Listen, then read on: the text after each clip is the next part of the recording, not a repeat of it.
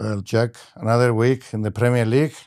It's a busy schedule, and it's going to get even more busier coming into the Christmas period, Boxing Day. Yes, what we love. Well, games coming thick and fast, and it can Yes. change so quickly. Such a crucial period at both ends of the table. So yeah, let's see how it goes. So you think by the end of December the top of the table will change?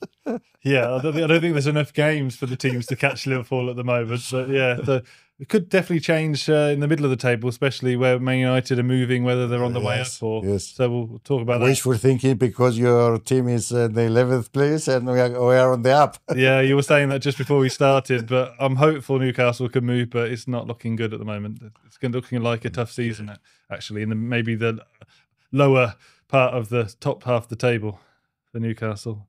I did say fourth, didn't I, at the start of the season? I said I was positive. I said I was being hopeful. Yeah, that's good. I'm still wishing. Okay, yes. So let's go through the results since the last episode. Brighton, Southampton 1-1. Brentford, Leicester 4-1. A new head coach for Leicester, but I watched that match. It was they started well. Actually, yeah, they did. Yeah, and then they collapsed. Your team against Crystal Palace away 1-1. Nottingham Forest, Ipswich 1-0. Wolves, Bournemouth 2-4. West Ham, Arsenal 2-5. Arsenal are really in top form recently. They won away in Europe, in Portugal as well. Very impressive. Lots of goals, scoring loads at the moment. Yes. Chelsea, Aston Villa 3-0. Aston Villa, it looks like they started really well, but now they really struggle. Yeah, they haven't won in 8 games. They're really struggling. Man United, Everton 4-0. Tottenham, Fulham 1-0 draw. Liverpool, Man City. Actually, non-existent Man City. they didn't turn up. I mean, I don't know. It's just all going on with Man City at the moment. Let's hope that Guardiola is not going to keep hurting himself. I know. I'm worried for him if they keep going on with this run. But yeah, easy win for Liverpool. We'll talk about that, sure. But yeah, okay. Lots of goals last weekend. Yes. That's what we want. That's what I was saying every time. This is the Premier League. That's what we want. Yeah. It's tactics go out of the window and teams take it. Yeah, just throwing caution to the wind, just attacking. That's what we want to see. But some dodgy defending though. But what can you say? That's what we want. Goals. But most of the teams in Europe, they are doing really well as well. So it's under this new format. Yeah, they're doing well in the actual competition. Yes. But it might be affecting certain teams like Villa, but it doesn't seem to be affecting Liverpool. Nothing's affecting them. Yes. Should we start with the Liverpool match? I mean, that's the headline game. Let me go through the table as well, because Liverpool now they are 9 points from Arsenal in second place. Chelsea is now third, again with 9 points. Difference between 34 Liverpool and Arsenal, Chelsea 25. Brighton, fourth spot, 23. Man City, I don't know whether this period is going to end for them, because surely they cannot, losing matches all the time. I'm sure Guardiola is going to find. This is what I keep saying every week, but I expect that they will start winning as well. I don't know. Nottingham Forest 22 in the 6th position. Tottenham 20 points. Brentford 8th spot. Man United, they are climbing up the table. 9th now with 19 points. Fulham on the 19 points. And Newcastle, again, 19 points. Aston Villa, 19 points. And there's not much difference between Aston Villa on the 10th position with Man City and Brighton, 4th spot, it's a qualification spot for the Champions League. Was it 4 points the difference? 4 points the Yeah, difference. nothing. It's So really so this busy period, it can quickly change. The thing is, it looks like the teams at the bottom we're starting to have a more clear, picture what's going on. Wolves, they are really struggling. Ipswich, they have their up and down. Home, they are strong. Away, they have all sorts of problems. And Southampton, they are at the bottom. I don't know. I think these three teams, they will really find it difficult to get out of the last three positions. What do you think? Yeah, it's well, you don't want to. Nobody wants to be in the relegation zone at this stage or any stage of the season. But obviously, we're about a third of the way through now the season, so you start to gauge where people are going to be, where teams are going to be.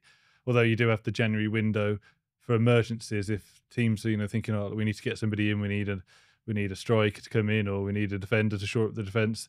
That can change, but the early signs aren't too good, especially for the likes of Southampton. Wolves, they did pick up briefly. They were, with those couple of wins they had, and it looked quite good at that point for them. It looked like they were on the rise, on the turn, but it could just be a freak result. I mean, if you want, we can start with the Wolves game because it was crazy. I'm wearing this shirt. This is the one that Gareth Southgate missed his penalty, and there was 3 penalties, first time ever in the Premier League era. There was 3 penalties scored by the same player, hat-trick for Kluivert. So Justin Kluivert, son of the Patrick Kluivert, famous striker. So yeah, and then it was just I watched the highlights of that game, the Wolves game, and it was just a calamity, just so many calamitous errors. There was twice the defenders sold the goalkeeper short, and there was the keeper sort of took the player down to concede the penalty, and the other time it was sort of a clumsy foul in the box, and you just can't give up. You just can't afford to concede goals in that way, in such a sloppy way, especially at home. When you think Bournemouth at home, you'd have a chance of beating them. I mean, they're strong, Bournemouth, but usually at their own place. But so I fancied Wolves to win that game, and then when you see 3 penalties all scored as well, you think, well, you haven't really got much chance if you're going to be giving away that sort of thing. And they've conceded, I think, the most goals in the Premier League. You just need organisation at the back. You just need to at least keep the opposition down to 1. If you're struggling, try and get clean sheets, try and grind out, even if it's a 0-0 draw, just to get that confidence in the back line. But to keep conceding every week like they have, albeit they've had a couple of good results recently, it's just not looking good for them. They need to find a way. They need to shore up the defence because they scored 2 goals in the game. At home, that ordinarily that would be quite a positive thing, but to concede 4 at home, just not. Well, actually, usually the teams in the relegation zone, they find it really difficult to score. Yeah, that's the problem, and that's usually the problem. Yes. They've not got that quality up front to score the goals, and that's what we've seen with Southampton as well. They don't have that quality. They don't have that marksman you think who's going to put it in the back of the net. Wolves have. They got that Strand Larsen. He looks quite handy, and the Cunha is a good player as well. They've got some real good attacking players, even off the bench. But yeah, if you're conceding goals and making silly errors, and maybe they need to change the goalkeeper because he made a couple. I mean, he had a couple of good games, but he's quite error prone, Sarr. So they probably need to take him out and put Johnston back in. England international keeper as well. So sometimes you just need to sort of freshen things up and change things up. But it's easy said. Do you think now with this festive period we're going to have a clearer idea what is going to happen in the relegation zone? I'm not sure, because around the Christmas period you see so many games and you see so many goals. Like we saw this weekend with the 4-2, the 5-2, and all these goals going in, the 4-0s. Yeah, we tend to see this over Christmas because the managers chop and change, they freshen things up, bring players in, players come back from injury, players get injured, other players come in. You see some really odd scores coming in. So I don't know if it's a really inaccurate picture. And also there's one eye, a lot of players, you got to think about it. There's a lot of players are thinking about January. They'll be talking to their agents. They'll be thinking, I'm not in the team. I want to get a loan move, or I want to get out of the club. So, and managers are also, new managers, especially Amorim, they might be thinking, is there anybody I can bring in January to mould, my team? Yeah. So there's a lot of uncertainty about Amorim is not going to bring anybody in because there's no money. There's no money unless you can get some loan players in. I don't know, but cheap and shift some players out. The thing is, they need to shift players out first, don't they, to get them off the wage Yes. bill and get players in. Don't know if he'll manage that or if that's even a priority in January. But Probably that's why they increased the ticket prices. yeah, there was a lot of protest about that. Some chance to bring some, money in to buy players. I don't know. Yeah, I don't quite see how £66 ticket's going to bring it. But he's not even going to pay for a couple of minutes of Anthony's wage, and he's sat on the bench every week. So it just shows you it's crazy how the price. I think Anthony's on his way out. Yeah, he Cut definitely your losses and get rid of him. Yeah. He's one person who gets a free ticket to watch the game every week from the bench. So I don't know quite what's going on with that one. Well, actually, that's a good job for anyone to have. Maybe not when it was under Ten Hag and the football wasn't too good, but now he's sitting watching back, free-flowing Man United. So let's move on to Man United, shall we? What did you make of that? I mean, you must be delighted to see the free-flowing football. Well, it's only 1 week. And have seen that the change in the 3-4-3 formation already. Yeah, is with Zirkzee, coming back and because he's not an out-and-out striker, so he was drifting back, and then Rashford was ahead of him. All these changes, and I think the reason why he did that is because Everton, they have two center halves that are really tall and strong, and he wanted somebody to be to confuse them, in my opinion, because if you're if you're an out and out striker, you're just inside the box and just outside the box. Sometimes it's too easy for the center halves, but Zirkzee is not like that. He's more like a false nine, and he was drifting back towards the center of the park, and you could see that other players, and also the wing backs, and that's how two of the goals came from Amad Diallo, basically stealing the ball from the center half and creating the chance for the others to score. I think he's the player, isn't he, Ahmad, who's impressed the most in the two games that we've seen. It will be even before Amorim came in, but since Amorim's come in, he's the player who's like almost made his position his own. He's the one who's guaranteed that position from because he's there was all this discussion which player is coachable, who's not, who's this and that. It looks like and his name came up that he's always he keeps low profile, and he's always willing to learn, even before with Ruth, and now we have seen that his defensive duties is getting better. He's getting more and more when he's tracking back, which is very important under this new system. Unlike Garnacho, where he needs to. I think he needs to learn from Amad Diallo, because his decision making also when he's just outside the box, or sometimes he's a bit selfish. He's trying to take his chance instead of just pass the ball to another player who's in the better position. With Amad Diallo, he's always looking for either an outlet or somebody who's in a better position. That's why he's creating these chances for like now it's Zirkzee and Rashford. And they both took their goals really well as well, didn't they? Rashford with confidence as well, real confidence. Because as we keep saying, confidence is something that it shouldn't be taken lightly when we talk about sports. Okay, it's without confidence you might be Ronaldo, Messi, or and you are struggling.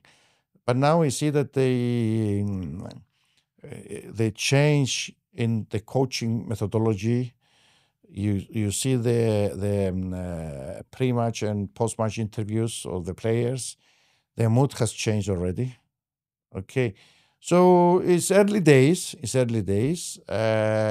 What I have seen in these 3 matches is that depending on the opponent, he's adapting his squad to get the maximum out of his players and get the result.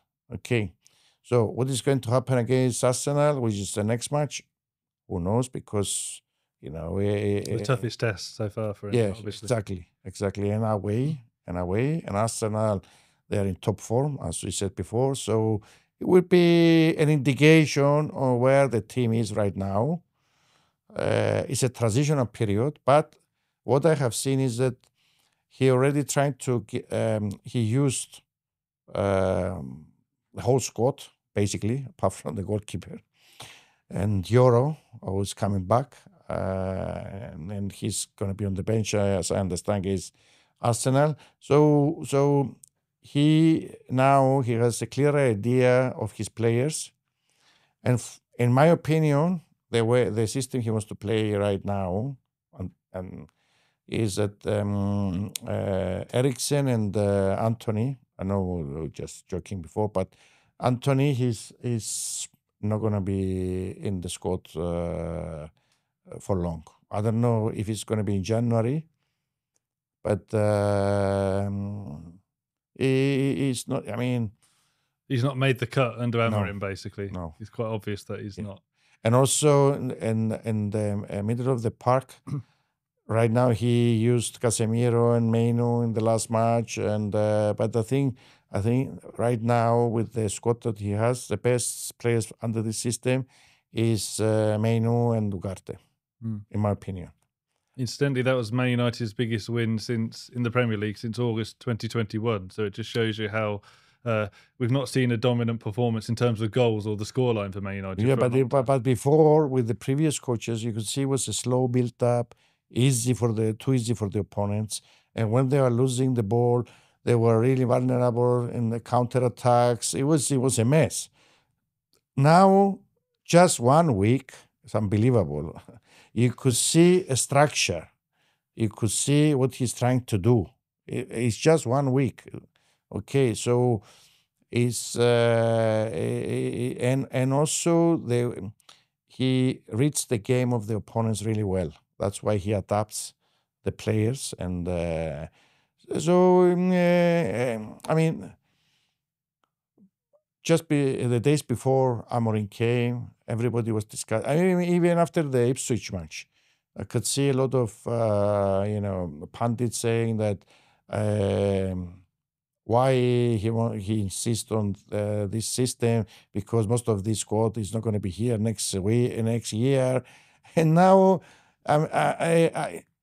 of course nobody's going to say that maybe I made a mistake in our judgment of what he wants to do, because now you see that he gets the maximum. I mean, Zirkzee was out of the training everybody was saying that in January he would be gone. Everybody was saying that. Yeah, now he's playing like peak Fellaini up front. Yeah, isn't he, exactly. Number 9. Exactly. Yeah. So he reads the game well.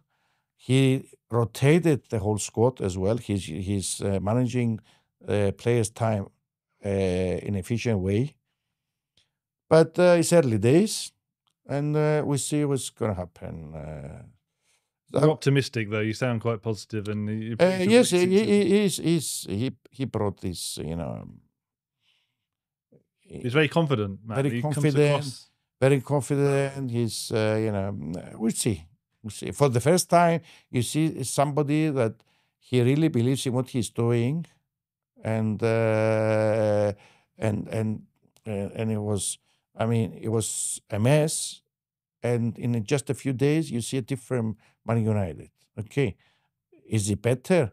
No, they do make mistakes. The opponents, they continue. I mean, the first 20 minutes, actually, Everton were really well. They played really well. So it was after United scored that they were, and the good thing is that Everton were not conceding too many goals. Okay, and all of a sudden they conceded 4 goals. So it's a coincidence. I think it's a combination of Amorim's tactical acumen and Everton's, especially the centre halves. I don't know what they are doing. I mean, what do you expect? I mean, Amad Diallo, you could see some of the. I mean, I watched again and again the way he stole the ball from the center backs, and they say, okay, Terrible defending. terrible defending. Brilliant from Diallo, but terrible defending. Yeah. And he was suddenly in. But the thing is, he made that right decision when he was in that position, squared it correctly to Xerxes, who scored, put it away really nicely. Yes. And that's that decision making. That's when you want that quality in the final third. That's what you're looking for from Garnacho, isn't it? Where he sees the bigger picture, plays it into his teammate rather than going for goals. Maybe sometimes his South American mentality gets Shame it's not the Messi South American mentality where he just scores every time. But yeah, no, I know what you mean. But anyway, it's positive signs for Man United. But as a Man United, but still okay. Yeah. With Garnacho and Menu, they are still young. There's Okay. plenty of work to be done. Oh, definitely. He can. They are not the finishing article. They are not. So with this coach, they'll probably get better and better. Yeah. So, as a Man United fan, you're positive. But for what's your thoughts? Because you got Liverpool running away with the league, so Yes. they're your big rival, one of your big rivals. They're doing so well, yeah. So you're like, oh, that's really frustrating. But you've got Man City, who are doing terrible at the moment. So you must be very happy. So where's your emotions on that one? Because you must be thinking, oh, this is great. But Liverpool look like they're going to win it and close in the gap with those league titles again. So where are you at with this one? Well, actually, it's only one league trophy. We have 20 and they have 19. So yeah, they're about to close the gap at this point, aren't they? So you must be thinking, well, we have seen this before. We have seen this before. The first few matches in the league, some teams they look unstoppable. And then something happens, and they start losing matches and say, what happened? Yeah, well, they're 9 points clear at the moment, aren't Yes, they? 9 points clear. Yes. Now, I did a bit of research. From Arsenal and Chelsea. Yeah, from Arsenal and Chelsea. I did some research. The biggest gap from the team who were top to second to then lose the league, there was 2 occasions. 21. No, in the Premier League era. Yeah. In the Premier League era. There was, it was Man United were 13 points clear of Arsenal, 1997 to 98, and Arsenal ended up winning. That was the biggest in the Premier League era. Yeah. The second biggest, painful one for me, was when Newcastle were 11 points clear. I think it was 95, 96, and then Man United won. So up to 13 points clear. But Liverpool could be 13 points clear the way they're going very soon, 12, 13 points clear, because they're just on fire at the moment, aren't they? And did you see the game? I mean, they were incredible. I mean, they weren't just completely gegenpressing like Klopp used to do, because they seem more controlled. There's more of an air of control about Liverpool. But Man City, they were all over the place. Man City were all over the place. Their defenders, they were tripping, especially for the second goal, they were tripping up each other. They were just passing the ball to Liverpool players. There was no cohesion, and then the goalkeeper came storming out and took him out. Yeah. It was just and a the disaster. goalkeeper, I don't know. I mean, He brought the goalkeeper in, didn't he, to replace Ederson? He tried to change things up, put Ortega in. Strange decision, some would say, especially in such a big game. But they're just all over the place at the moment. Going to Anfield is always hard. And it always has been hard for Man City as well. To be honest. But I mean, in any season, even if Liverpool are not really playing well, you go to Anfield, it's a really tough place. Okay. With the atmosphere, with the way they play and the big build-up you have to those games. I've been to Anfield, and the atmosphere is really amazing. I mean, that was some years ago. Not now. They increased the capacity. It's even bigger now. It's even bigger now. So they especially the COP. The atmosphere from the COP is really amazing. So it's always tough to go and play there. Everybody says that. I mean, even in the Alex Ferguson era, some of the players came out and say there was the hardest ground to come and get a result.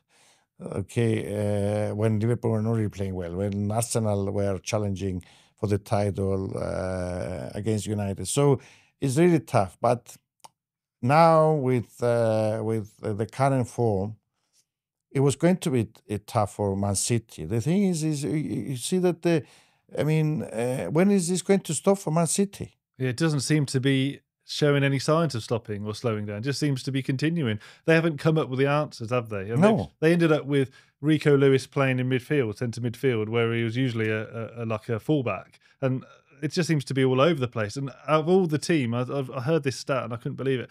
Out of their starting 11, Man City for that game, only Haaland has scored in the Premier League out of all of his teammates this season.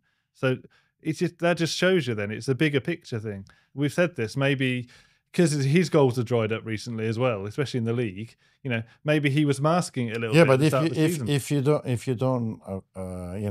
if you don't fit him, how is he going to he score? looked so isolated. There was Exactly. And also, one thing I noticed as well when I saw the analysis of the game, not just him being isolated, but the gaps between the players. They're so wide. You're meant to be much closer to, especially in defence. They were just all over the place. I was going to say that. Even in the Alex Ferguson era, when the team were the quality of the team were not that really high. Okay, he was going to these places and he was so compact that he was getting the result. He knew he probably they knew where they should be on the pitch. Exactly. You say, okay, if I get a draw away against Arsenal or Liverpool, I'm happy. Because at the end of the day, it's the points tally that it counts. Okay, but it looks, I don't know what he was trying to do, Guardiola. You know, of course, second half, they couldn't get out of their box. So it was not, it was one-way street. It was really they are in this situation right now, and every week we keep saying, okay, we're sure that Guardiola is gonna turn it around. But they're going on, not only in the Premier League, but in Europe as well. 6 defeats in 7 games, and they threw that 3-0 lead away against Feyenoord at home to draw 3-3. Incredible. In the last 15 minutes. Yeah, and they just completely They collapsed. couldn't close the match down. I mean, it was unbelievable. I just don't think they've got the strength in depth either. They've had a few injuries. De Bruyne has come back and he's just out of sorts. I don't know if it's a fitness thing or an age thing because they're one of the oldest teams now, Man City. Yeah, they've got some aging players. A few weeks ago, we were saying that, okay, Rodri is a big miss. Okay, but now it's not just Rodri. It's not just Rodri either. You've got Foden underperforming. You've got Haaland who's not getting a touch. You've got Gundogan, you think he'd have more control in midfield. But he doesn't. Kovacic can't run, he's too slow. You know, you notice these things. He's like a Casemiro style player, you know, good quality player, but he's just too slow. Yes. And then you've got wingers like Jack Grealish, he had his injury problems, but he should be, I don't know, I said winger, maybe he should be more central. He's such a creative spark. I think he's being wasted his talent. He's not being utilised as much. Do you think maybe he should have made a lot of changes in the squad after the treble? I think maybe he just got a bit lazy and just thought, well, we've got this team, and you know, maybe he just got too confident. I don't know. Yeah, but usually they are a good team, but but usually, you know, when you keep winning all these trophies, you won the treble. Maybe you know you need to bring some new players, fresh players, hungry. Yeah, more because the hunger might have gone. I don't know how you know that was a challenge that Ferguson had to deal with every season. You know, trying to keep players, and Gary Neville spoke about it before. They always used to bring in the odd player or two, 1 or 2 players to challenge them for positions. You know, and to spark them into life, to give them that hunger to fight for their place. You know, he even said, you know, in this later time they had Rafael and Fabio challenging him for right back, and it really kept him on his toes and kept him going for another couple of seasons. And players need that in position. They need that depth. I don't think Man City have got that depth, and I was trying to analyse what Pep's ideas are here, and I've seen he used to speak about having a small squad, a tight unit, but he just seems to have got tighter and tighter and tighter. The squad depth in terms of senior players is just reduced each season. He's not replaced players. So you think they are not really hungry enough? They don't have the incentive. They're you know super rich now. you might think that. I mean, sometimes it might be just they look around the dressing room. They just see players who they're not quite performing, and there's not enough leaders in that team to say, look, we need to go again. We need to go again. Okay, we will be following their progress, and we will discuss it more when we come back. You know. In new episodes in the future. Yeah. So what else has surprised you, or pleasantly or negatively? I don't know. I'll get it out of the way. The Newcastle result. I mean, Newcastle were terrible in that game. They only had one shot on target, and it was from a nicely worked set piece, and it wasn't actually sort of went in off Gahey, the player who Newcastle were linked with the whole summer and didn't sign. So he ended up scoring for Newcastle, which was quite funny. But Palace got that last minute equaliser, which was a sickener. Really, we always hate it when our team concedes last minute goals, but Palace did deserve at least a point in that game. They were more dominant. They had more possession. They had more shots. They were sort of Newcastle on the back foot for most of the game. So probably a point is a good result looking back, even though it was a last minute equaliser, which was sad to see. But some big games coming up for Newcastle. Let's see how they get on against Liverpool and the other teams around the Christmas period. But I'm not sure it's right. I'm not sure there's much to look forward to for Newcastle at the moment. There's been a couple of good results recently with the Arsenal victory and things like that. And I don't know. It's just I just want some. I don't know. Just want something to get excited about. And again, there's injuries. I just want all the key players to be back fit again. Keep Isak and Wilson's back. Maybe there is some signs there, but I just hope there's a big January coming up. I hope Eddie Howe can sign a few players and freshen things up, and keep people on their toes and get a bit of a spark there. Because the good thing is they're still in the cup competitions. Obviously, the FA Cup, they haven't started yet, but they're still in the League Cup. They're in the quarterfinals. There's a good chance there. So hopefully, I'll take a lower top half of the table finish and the League Cup. That would be great, or a real strong run in the domestic cup competition. So yeah, I'll take a point and move on. But that was disappointing to see that last minute equaliser. Looking at the bigger picture, I was expecting with the changes that happened a few years ago with the owners, and even Shearer was talking about the academy, the training grounds, even the first team training grounds. They need upgrade. They need these. Some people were discussing even increasing the capacity of St. James's Park. Yeah. Well. So do you think that and then we have another change in the shareholding? And do you think all this is really didn't? I was expecting that the project was going to kick on from. I think it's all to do with PSR. I genuinely do. I think what they've done is they've made some improvements to the training ground, but ideally, yes, they've looked at sites. They're sourcing sites to build a new training ground, not in the near future, but in the medium term future. And that's something they're looking at closely. The one thing, there's been delays, which has been frustrating. There's been delays with this feasibility study publication, which they said they were carrying out, and the fans were promised it, like at the start of the season, and it's been delayed and pushed back. That they're sort of trying to analyse whether it's worth staying at the St James's Park and extending it, although there's limitations with protected buildings on one side of the stadium, which is really difficult, listed buildings.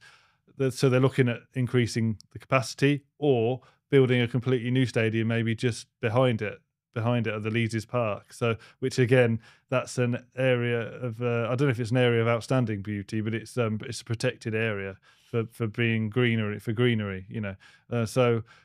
But we want to see what's happening here. But as a neutral, I was expecting that the project was going to kick on, and it's stalled. It's definitely stalled. And for Newcastle to be challenging for the top positions in the league. Yeah, I was hoping so too, but I just think this sustainability rules has just killed the momentum, because you've got a situation where they were willing and almost willing to sell Anthony Gordon in the summer to Liverpool. They were offering him out to try and get him out the door to balance the books, or else there would have been a points deduction. It's just a ridiculous situation that the club's found. So you think now with the financial sustainability rules,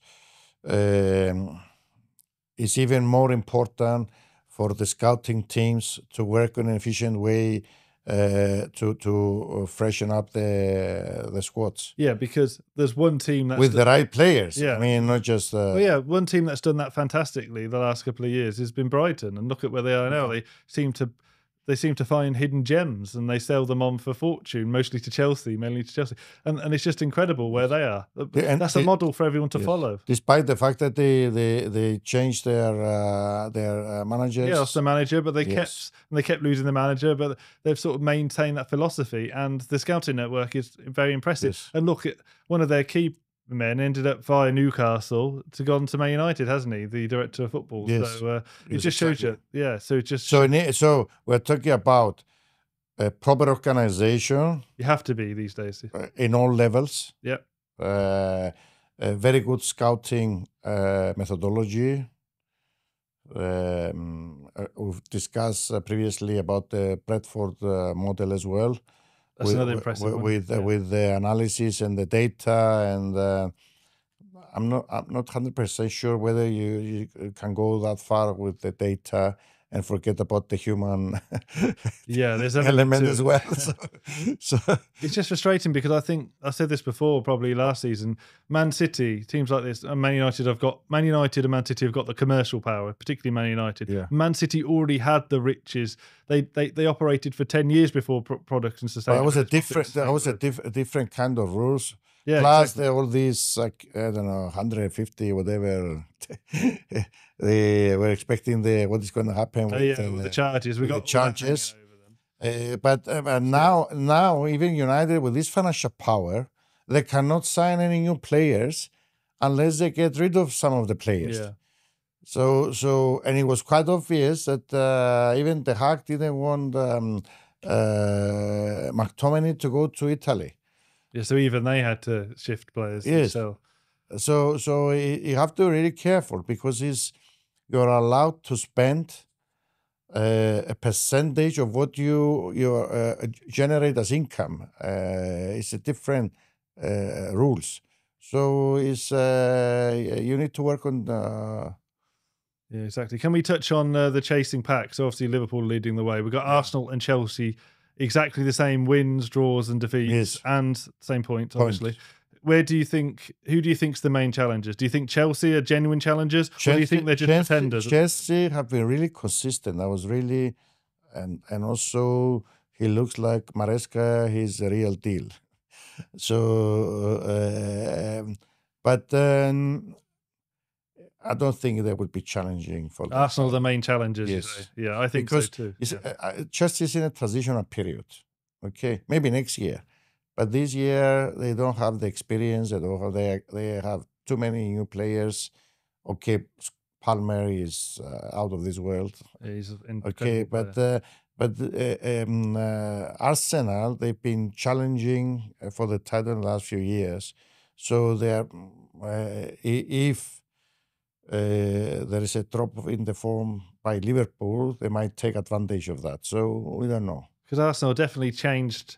The results have definitely improved and picked up since Odegaard has come back. Yes. He's their main man. He's their focal point. Exactly. Him and Saka link I up. was going to say that if Chelsea lose Palmer for quite a long time through injury, it's going to affect them enormously. Yeah, because he is the man. Everything goes through him. He creates. He scores. Exactly, because you have seen what you just mentioned with Arsenal. Yeah, when they lost Odegaard. Exactly. Yeah. So it's a matter of not having too many injuries. That's why, in the previous episodes, I kept saying, with no new transfers coming in apart from one for Liverpool, I'm waiting to see whether they can maintain this form if they have any injuries. Let's say Mo Salah is out for 1 month. What's going to happen? Yeah, I think Liverpool are so strong that I don't think it would affect them too much. You think so? I think they could just put on that wing. They could put like Gakpo, or they could put Jota on the wing, or Diaz on that side. Okay, it would affect them, of course. But I think they could still carry on the winning. Yes, I know, but I mean, Mo Salah, every time there's a period where he's going to renew his contract, His form is out of this world. Yeah, exactly. So I think maybe they're delaying his his contract. Up a notch. It's up. So they might just keep delaying it because of his performances. He's playing with anger. He's playing with this, isn't he? He's playing with like a passion. Imagine if they do though. So well, if he's going to play like this when we're not offering him, negative psychology. Yeah, exactly. Well, it's a risky game because they've got Van Dijk and they've got Alexander-Arnold in the same situation. Yes. They really need to sort this out. Anyway, what else was I going to talk about? So there's got obviously Chelsea and Arsenal. One thing I want to talk about was, were you surprised to see Ruud van Nistelrooy suddenly being given a Premier League job despite his inexperience? No, because it looks like he had quite a few offers. I think he said his short-term spell in charge of Man United, those 4 games, suddenly he increased. He saw lots of people reaching him and his agent. That's surprising. Just from 4 games, it just shows you the power of Man United being the boss even temporarily. Well, yeah, that's for sure. But I mean, okay, it's his personality. It's not just that.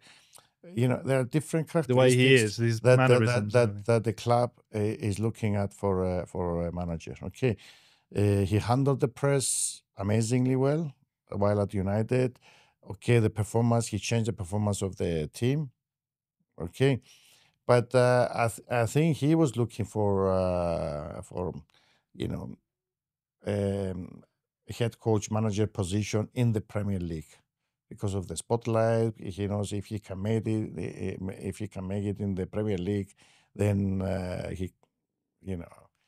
he can go to Italy, can go to Spain, can go to these top 3-4 leagues in Europe. So he was looking for this type of position. I'm not sure about Leicester because it's a tough job. It's a tough to try and keep them up. It's a tough job.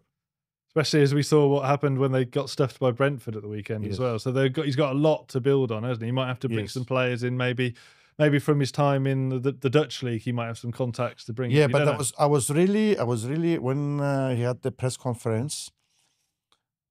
You can see, you can feel what he's made of, right? Because he went into the some details about asking about about the training ground, about he's going to really details during the interview process. So he looks like he wanted to be 100% sure that it was the right job for him. This is what came out from his press conference. So we will see, but he has a personality. Yeah, that's for sure. Yeah. And he's a winner, isn't he? And he's a definitely. We know that from his playing. But Leicester, after Brendan Rodgers, it looks like they're struggling all the time. I don't know if and they lost Maresca to Chelsea, didn't they? That was a big loss. If he manages for Leicester to stay up, maybe he can kick on next year. Yeah, that's it. Yeah, they're struggling with PSR rules as well. Yes. So he might not have much money in January. He might have to do a bit wheeling dealing, maybe shift a few players out first. That's going to be a new test for him. So but as I keep saying, we need this type of characters in the Premier League. It makes it more interesting. Yeah, especially when they play Man United, that would be an interesting atmosphere as well. Yeah, but not just. I mean, you need coaches with big personality. Yeah. I mean, personally, it's Mourinho, because he was a big character in the Premier League. Yeah, he was box office whenever he was on. I mean, last year, Postecoglou, he brought, fresh air into the Premier League. Yeah, he did. With his press conferences, not so this year. He's more low-key. I think he's realised, I'm just going to go.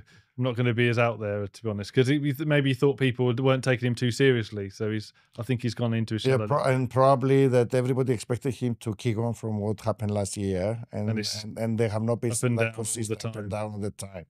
So they can go to really difficult places and score 3-4 goals and win and say, like the Man City game, and say, where did this come from? And then they drew home to Fulham the next match. Exactly. Yeah, just classic Spurs. Spurs. Yes, exactly. So it's anyway. There are a lot of midweek matches, and I cannot go through them all. I think I don't know if you want to discuss a couple of them, and then when we come back next week, we can go through them in more detail. Yeah, the headline one is well, for me anyway, Newcastle, Liverpool, and the Arsenal, Man United. Two fantastic games. Look forward to watching. That's going to be on the Wednesday, so we'll discuss that and next weekend's matches in our next episode next week, won't we? We've got lots to talk about. 2 rounds of fixtures, so it'll be good. So come back next week. Thank you, Jack. Thank you.